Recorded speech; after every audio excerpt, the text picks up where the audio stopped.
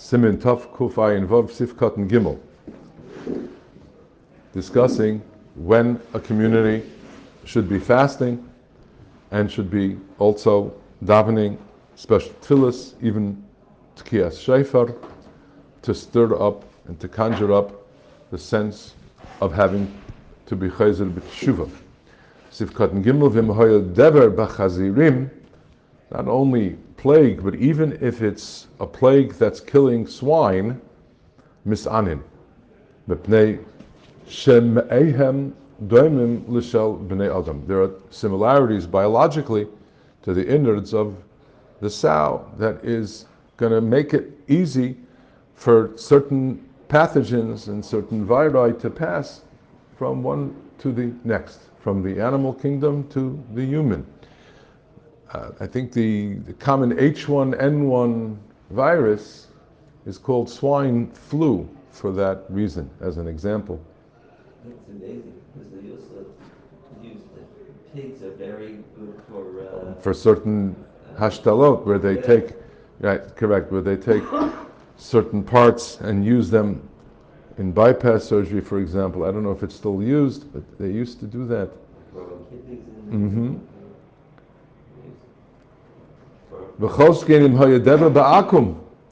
And certainly, if this plague is afflicting non-Jews, v'lo Israel, but not yet, and Mirz Hashem not at all amongst the Yidden, shemis anim, then we would then fast because clearly there's a great danger in the offing. Dalid v'chein misanin al hamapelas shebe'ir. If buildings are collapsing, or if the walls protecting the city are collapsing, if these are otherwise walls in good condition, where you cannot explain why there's a collapse, they're not being undermined by water because they're near water. They're not near the water, and yet they're collapsing. Then this is great trouble, and there's cause to fast and to be masriya, to blow shofar. V'chein al harash, if there's earth tremors, earthquakes, val haruchais, very strong winds.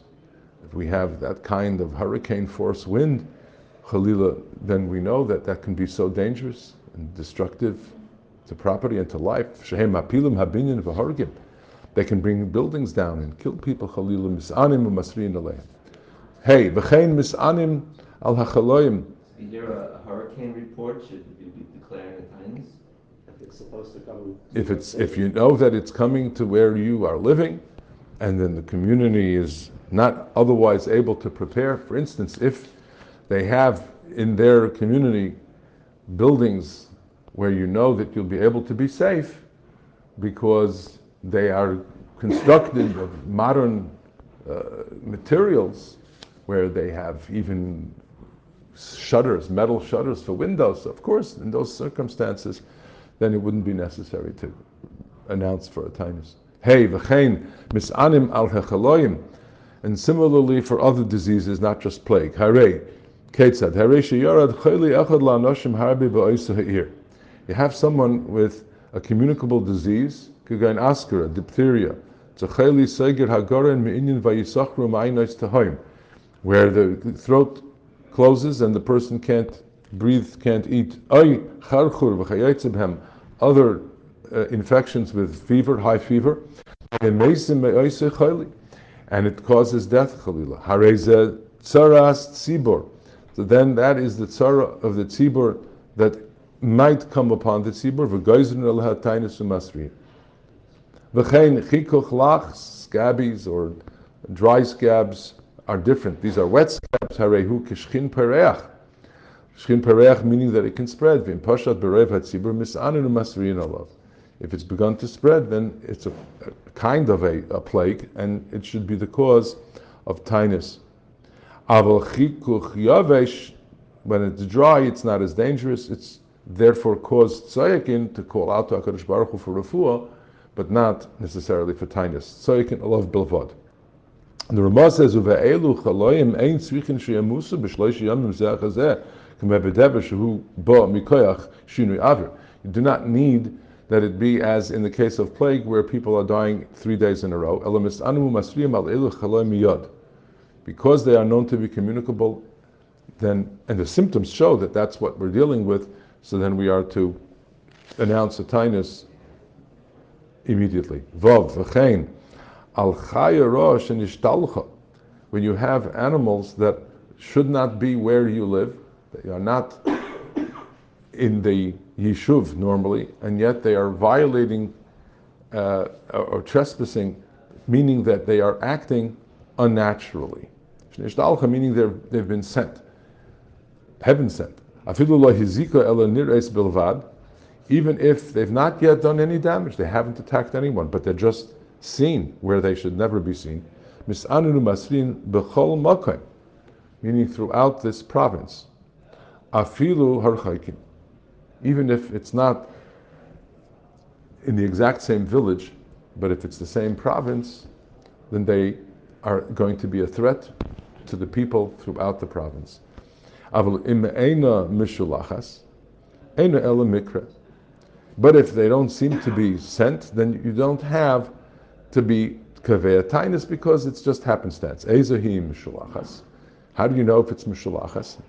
So the Mechaber says, Nirasa va'ir bayoim, if you see this wild animal in the city, bayoim, in the day, harezo mishulachas.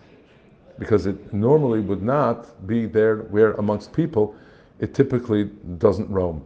Nirasa basade bayoim, if it's in the fields, imrasa shneveni adam v'le barcha mipneim, if it saw people where it normally would run away but it did not, harezo mishulachas. You have to worry, you have to be concerned. But if it's the field near the agam, near the swamp area, the place where it normally roams, it saw people and pursued them, if it did not, meaning that it could but it did not run after them, if it's seen ba'agam, meaning where it normally roams, afilu rad fachreim enim mishalachas, because that's where it normally is, where it roosts. That's where it normally lives. Ella im tarfa shnehem va'achla echad mehem, unless it attacks, kills them, and doesn't consume them, or even consumes one but not both, then it's acting abnormally. It seems to be more aggressive and more dangerous than it should be. But if it attacks and consumes people there in the wilderness where it normally roams, that's not a threat to the people. That's simply an animal in its natural environment doing what it naturally does. That's where it normally roams.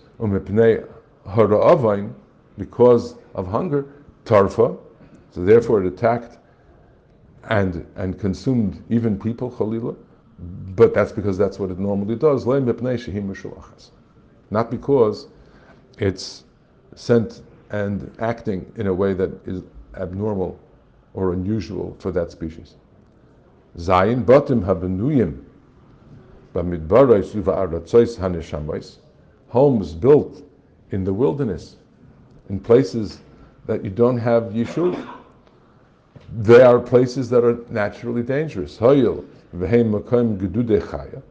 you have groups of various kinds of animals, depending on where in the world you're talking about, if it does something very, very unusual, such as climbing up to a high point and snatching a baby from a crib, as an example, that's mishulachas. If it doesn't go to that extent, then it's not something that we have to be concerned. I mean, obviously it's a great tragedy when it happens, but it's not something unnatural. We have to suspect that we are looking at heavenly intervention, if you will, of the most immediate kind. She'elu b'nei Adam. Like, say we had a case in New York years ago where a bear came and took a baby out of his carriage on the slum. Yeah. Right? So that's not like alagad. That's not halagag, right? That's not extreme enough. She'elu v'nei Adam, it has to do something that's that's unnatural. She'elu v'nei Adam, she'siknu ba'atzmam, people who are placing themselves in a place of danger, uva'ol l'mekayim hachayos, and there they have to expect that there's the risk of being attacked. They're out in the wild, basically. Because they're out in the wild. But that bear in New York actually came into a residential area. If I recall, it was near a forest. It was, yeah, I believe it was in a mountainous suburban area. Yeah.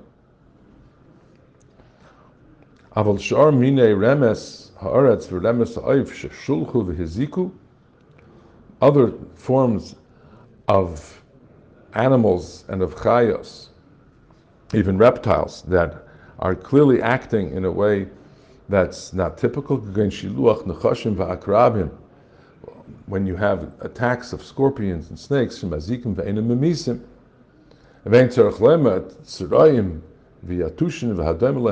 course, needless to say, when you're talking about mosquitoes, swarms of mosquitoes that are very normal, they're troublesome and dangerous, as are wasps. But ein misanim aleim v'lo masvi. So we had, for example, in the States a number of years ago, mosquitoes that carried very dangerous. The Zika virus. Yes, virus. They were carrying viri, and they're ubiquitous whenever you have bodies of water or swamps. So it's a tzara, but it's not one that would have us call out for tinus and so on. What people were reminded, and this was very common throughout the East Coast, but particularly in Florida, people were reminded that one is allowed, in those instances where this might carry something so dangerous and might bite someone, that even on Shabbos one could kill such a mosquito. Because obviously that's a danger, and the mosquito is not being killed for any positive purpose, so it's not the malachat shicha legufa.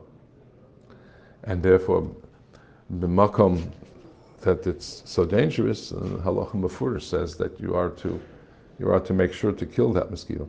Ches v'chein al yerakon v'hashidafon mishehiskel b'tfuah. Similarly, when you have blight that has begun to affect a crop, and chalila, it could mean starvation. Afilu loy hiskel el b'makam echad kim loy pi hatanra. It's a physical amount of space. It's not a very large area, but when you see that the blight has begun in that field, then misanin umasriyin va'afilu harachokim, says the Ramah. It doesn't have to be the immediate fields. Anywhere in that province that you have that kind of crop, or any crops that are known to be affected by that kind of disease, then we are kavei tinus. Rak sheyihu ba'osei hiparchia. But it should be in that province. Hiparchia means a province that has a legal definition, that legally is considered one unitary place. Tes v'chein al ha'arbe v'hechosil, certain kinds of locusts, afilu le'nira mehem ela kanaf echad b'chol Eretz Yisrael. They're so dangerous and come in such swarms that even if you just see one, afilu eina mashkis yivul haaretz, even if it's not yet doing any damage, but it's known that it could, misanin umasrin aleim. Val hagoyvai, that kind. Now, we're going to see soon that we don't necessarily know today which are most dangerous and which are most destructive and which are not. Al hagoyvai b'kolshu, aval al hechagav, the kind known as chagav, ein misanin alav v'lei masrin elazoyek in bilvad, because their destruction is not as great. V'achshav she'einanu makirin minin halalu, we're not bekiyim in which of these locust species are most devouring and most dangerous of all, and which are less. Al kula masri. So when that chagav showed up on Chaim Kanievsky's windowsill, they didn't make it. They didn't make. It may not. I don't know if it was the kind that Yeah, well, no, a grasshopper and a locust are two different things. They're not exactly the same. Rav Chaim probably knew that that's not one that we have to worry about. V'chein, al hamazoynos, keitzad, harei shehuzlu dvarim shel schayra sheroyev chai anshe oise ir mehem. If you have a product that is either grown from the ground or otherwise produced by a city, and for whatever reason, they are becoming less and less valuable, so that the entire economy of that town is threatened with collapse. Going Klepishten bebavel, as an example, where you have people whose entire livelihood is producing linen goods, as in the case of Bavel, v'yayin v'shemen, oil and wine in Eretz Yisrael, v'nismait hamasa v'hamaton, and business and productivity are so somehow affected by whatever cause. Ad sheyitzterech hatagalim karshava asara b'shisha. What used to be 10 is now sold for as little as 6. Whatever it is. So instead of 10 shekel, it's become 6 shekel. Instead of $10, it's become 6. So that it could mean, therefore, the collapse of that entire economy, meaning the people there won't have the ability to earn a living. That's the tzara of a tzibur, and it requires the response of masriyan oleho, of a tainis, and of shayfer. B'Shabbos, zoikim oleho, and on Shabbos they cry out to HaKadosh Baruch Hu, so they can have parnasa, even though normally we don't daven for parnasa on Shabbos.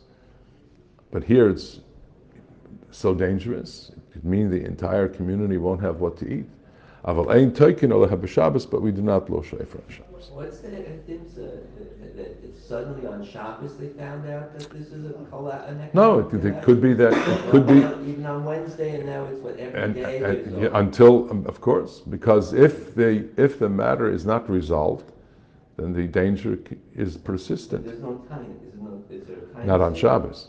But on the other days, is there time here? Yes.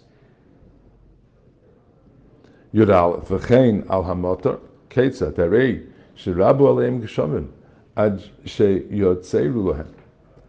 Too much rain. Harei elu mispalu l'maleim she'en l'chatzar yisera mizu shehabotim neiflim. If it undermines the foundations of buildings, or otherwise compromises the structures so that they begin to collapse, people could be buried alive. But the dilemma is that in Eretz Yisrael, where we are dependent upon rain, so we are not ever davening, please HaKadosh Baruch Hu, stop the rain.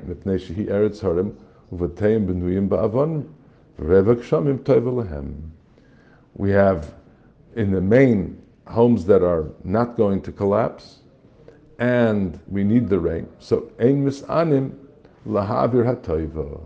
We don't have a fast asking Hashem to stop the rains when rain is such a good, it's a toiva. Ba'akshav b'tzvas mitzuyim apelus botim mipnei hageshamim. But in Tzvas, we've found that this does happen, that there are buildings that collapse because of too much rain. Tzvas has experienced a number of tragedies, and that includes the destruction of tremendous parts of the city and loss of life, in the earthquakes in the 19th century. Hashem Yishmar. Yud Beis, Kol Ir Sheyesh Ba Tzara Mikol Elu. Cities that have these experiences of travail, Oisa Ha'ir Mis'ane V'Zoyakin B'Tfilah, so then they therefore fast, cry out in tefillah, u'mischanenin, in supplication, u'masrin b'shefer ad shetaver hatzar. Do so each day until the tzara passes.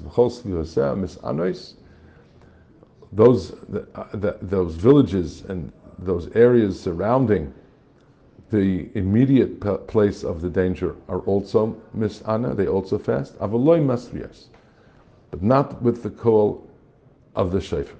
Aval mevakshim alayim rachamim, but they ask for rachamim for their neighbors and for themselves. So v'chol makom ein misanin v'lei zoikim v'lei masrin b'Shabbos v'Yom Tov al shum tzara.